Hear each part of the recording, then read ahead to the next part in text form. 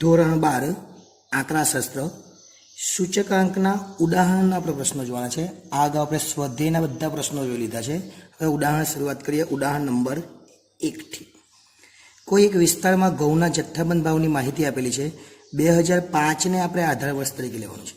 2005માં કેટલો ભાવ છે? 1650. તો બહુ ઇઝી દાખલો છે. તો આ 1650 ને બધાના છેદમાં લખી દેવાનો એટલે આપણો દાખલો પૂરો થઈ જાય. જો કઈ રીતના આપણે કરવાનું છે સમજીએ. પહેલાં આપણે લખવાનું છે વસ્તુ. આ વસ્તુની જગ્યાએ વર્ષ લખેલું છે એટલે અહીંયા આપણે લખીએ વર્ષ. બાજુમાં લખીએ ક્વિન્ટલ દીઠ ભાવ, એટલે ક્વિન્ટલ દીઠ જે ભાવ આપેલો છે એ લખવાનો. જે આપેલું છે બેઠું લખી દે. ક્વિન્ટલ દીઠ ભાવ. વર્ષ જે છે બેઠા એક એક લીટી છોડીને લખવાના જેથી વ્યવસ્થિત લખાય. 2005, ત્યાર પછી 2006, 2007, 2008 એમ ક્યાં સુધી છે? તો 2013 સુધી છે. તો 2013 સુધી આપણે લખી દે. 2009, 2010, 2011, ત્યાર પછી 2012 અને 2013 જેટલું આપેલું એ લખી દેવાનું. ત્યાર પછીનો જે સૂચકાંક આપણે કિલોગ્રામ દીઠ ભાવ આપેલો છે ક્વિન્ટલ દીઠ, એ ભાવ બી આપણે લખી દઈએ. 1650, 1690 બેઠું જ આ ઉતારી દેવાનું છે. 1730, ત્યાર પછી 1750, ત્યાર પછી 1810, ત્યાર પછી 1850, ત્યાર પછી 1870, ત્યાર પછી 1900 અને ત્યાર પછી 1950. આ રકમ બેઠી આપેલી છે, આપણે કોઈ જગ્યાએથી લીધી નથી. આ જે આપેલી છે એને જ આપણે વ્યવસ્થિત ઉતારી દીધી. હવે આપણે દાખલાની શરૂઆત કરવાની કઈ રીતના કરવાની જોજો.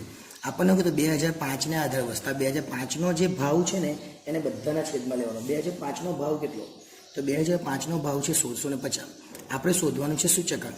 તો આપણે શું લખીશું? એ સૂચકાંક બરાબર આ રીતના લખવાનું. સૂચકાંક બરાબર અને P1 એટલે P1ના છેદમાં P0 ગુણ્યા 100. આવું યાદ રાખીશું. P1 એટલે ચાલુ વર્ષનો ભાવ અને P0 એટલે આધાર વર્ષનો ભાવ. એટલે આપણે શું કરીએ હવે? 1650 ને બધાના છેદમાં લખવાના છે. 1650 છેદમાં 1650 ગુણ્યા 100. આ એક લીટી છોડવાનું કારણ હતું કે વ્યવસ્થિત દેખાય. એટલે જવાબ આવશે 100. આ પહેલા વર્ષનો જવાબ કેટલા આવ્યો? 100. એ જ રીતના દરેકે દરેક વર્ષનો શોધી કાઢીએ. તો 1690ના છેદમાં કેટલા લખવાના? તો 1650 જ લખવાના. કેમ કે આધાર વર્ષનો ભાવ કેટલો? તો આપણે આધાર વર્ષ 2005 કીધું, એમાં 1650 છે. તો બધાના છેદમાં 1650 લખી દે. એટલે 1690 ભાગ્યા 1650 અને ગુણ્યા 100 એટલે 102.42 આવશે. એ જ રીતના 1730ના છેદમાં 1650 ગુણ્યા 100. 1730 છેદમાં 1650 ગુણ્યા 100 કરીએ તો 104.85 આવશે. ઓકે. એ જ રીતના 1750 છે એના છેદમાં 1650 ગુણ્યા 100. 1750ના છેદમાં કેટલા? 1650 ગુણ્યા 100 એટલે 106.06 આવશે.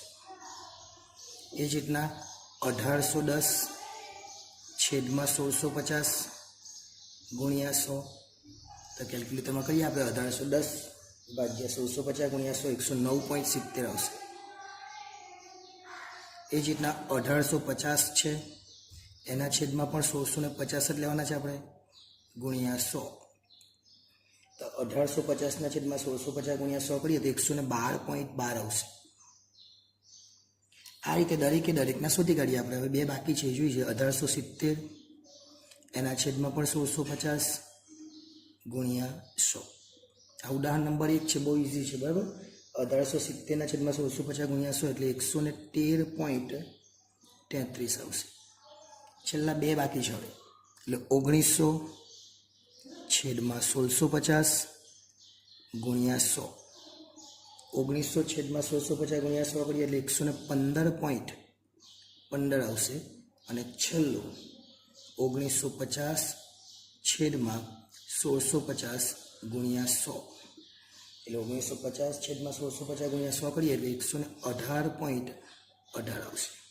હવે આપણે શું કીધેલું છે? જો સૂચકાંક પરથી ઘઉંના 2013માં જે ભાવમાં જે ટકાવારી વધારો થયો હતી 2013નો જવાબ કેટલો આવ્યો 118.18. તો 2013માં વધારો કેટલો થયો તો આપણે લખવાનું અહીંયા 2013માં થયેલ વધારો બરાબર જવાબ કેટલો છે 118.18. એમાંથી 100 બાદ કરી દેવાના એટલે કેટલા આવે 18.18%. એટલે આપણો વધારો કેટલો થયો કહેવાય 18.18% જેટલો વધારો થયો કહેવાય. એટલે ખૂબ અગત્યનો દાખલો હતો અને ઇઝી દાખલો હતો. યાદ શું રાખવાનું છે 2005ને આધાર વર્ષ કીધું એટલે દરેકના છેદમાં 1650 લખી દેવા. જો આધાર વર્ષ આપણને 2008 કીધું હોય તો 1750 દરેકના છેદમાં લખવામાં આવે. એટલે ખૂબ અગત્યનો અને એકદમ સરળ દાખલો હતો.